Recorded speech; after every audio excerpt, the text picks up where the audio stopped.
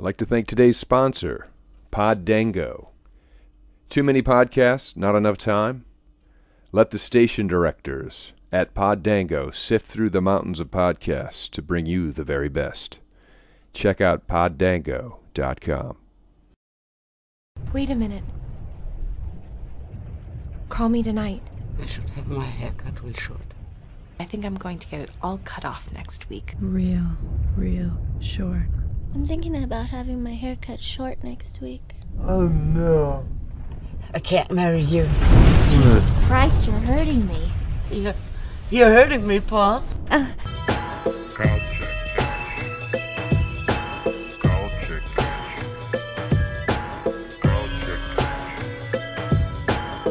Joining us today on the Culture Catch, it's fine, everything is fine. It is fun. Crispin, tell us about that. Well, what is it I've been touring around with for, well, a while now, and I'm going to continue touring around with it. I perform a live show before it, which is an hour long. It's a dramatic narration of 8 different books that I have, you have a few of them there over the years. Here, I'll hold that.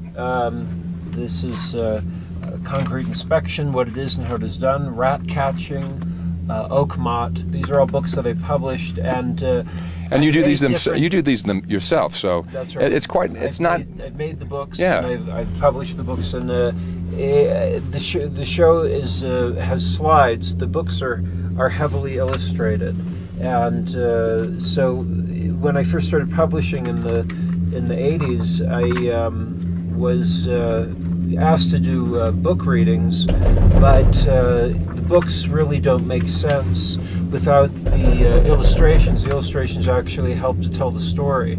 So it made sense to take slides of the books, and then I perform it, really, because I've been doing it since 1992. It's become a real performance, right? As opposed to just a reading. So it's like a one-man live dramatic show, and then I'll show the film. What Is It is 72 minutes, and I've been touring around successfully, sold out shows in New York and Seattle and Chicago, Los Angeles. I'm very happy that it's been doing well, good quotable reviews. I'm proud of the New York Times tour. Crispin Glover is a force to be reckoned with, so I'm excited. I'm proud of that. And then after that, I show the film, which is 72 minutes. It Is Fine, Everything Is Fine, which you'll talk about in a minute. Right. That'll be 74 minutes. I'll premiere that film. I'll start touring with that film in November of this year, at the same time that Beowulf comes out. I play Grendel in Beowulf. It's directed by Robert Zemeckis, and I'll be able to utilize the built-in publicity for that to help announce touring around with It Is Fine, Everything Is Fine. What Is It? Really, most of the actors in the film have Down syndrome, but it's not about Down syndrome at all. It's really... there's something about this particular story. Stephen C. Stewart was born with a severe case of cerebral palsy, and when his mother died, he was put into a nursing home. And he wanted desperately to get out of this nursing home, but he was very difficult to understand. And people that were working there would derisively call him an MR, a mental retard, which of course is not a nice thing. And for a decade, he was not able, at least, was not able to get out. So he did eventually get out, and when he did, he wrote this screenplay, which is a reaction to that on some levels, but other things as well. He wrote it as a genre-style piece, kind of like a detective story almost, but there are autobiographical elements that slip through. He was writing in a naive fashion, really, and so elements that would really kind of elements came through that might not necessarily come through if he had really just written it as a standard autobiography. Right. There's a naive way in which he wrote that. I have a co-director on the film who's here with us on the gondola also, David Brothers, who built all of the sets that we shot on. There's a fantastical element, and David and I wanted to make certain that we kept true to Steve's naive telling of his story. We didn't want to overanalyze it or analyze it at all. We wanted to make sure that it came through as purely as it could.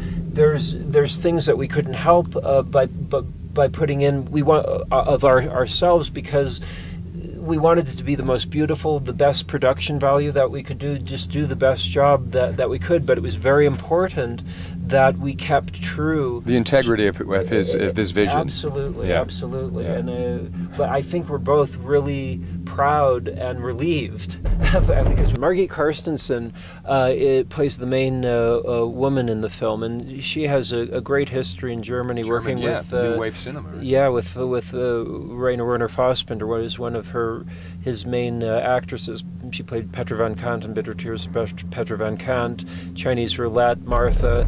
Right. She's one of the greatest living actresses, but I'm proud of this. It's her first film that she's ever done in the United States. I had no idea. That's yeah. So, what testament do you need as a director when you were able to secure that kind of actor? Well, it's not really just a testament of being a director. What she responded to is the screenplay by Stephen C. Stewart, and she had worked in Germany with. There are some films that have been made in Germany. I'm not that familiar with them, but when she wrote back to me, she said she had worked on films with people that were disabled. Yeah. And so she knew right away that this was a great thing, and that's something, David and I have put a lot of time and money and effort and everything into this, but it shouldn't be confused. This is Stephen C. Stewart's story, and it's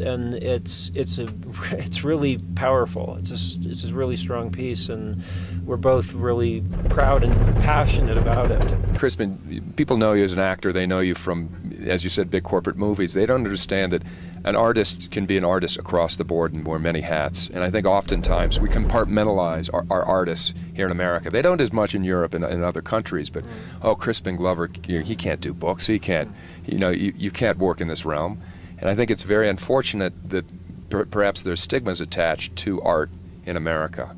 I mean, do you feel that, or do you feel like you've always kind of marched to your own drum, you've been able to succeed on your own level? It's not something I think about. I've just found the difficulty, and why what is it, and everything is fine ultimately, I've had to finance myself, specifically these things that I was addressing in What Is It, where in corporately financed and distributed film, anything that can be considered taboo really is not at this point corporately financed or distributed. That's why both What Is It, which address those issues, and Everything Is Fine are in there. Stephen C. Stewart wrote a script that, if we had shot it the way, well, I shouldn't put it that way, but